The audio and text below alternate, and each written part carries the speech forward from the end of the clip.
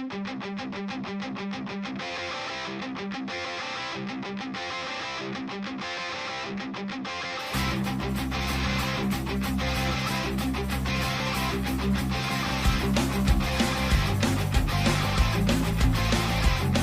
Brdo a pivovar Faxe vás pozývajú už túto sobotu 20. augusta na Ružomberko rokový pivný festival na parkovisku Hrabovo. Predstavia sa skupiny ako Arzen, Helenine oči, Peňazí D, Cocodril z Polska. O zábavu sa postará DJ Alberto.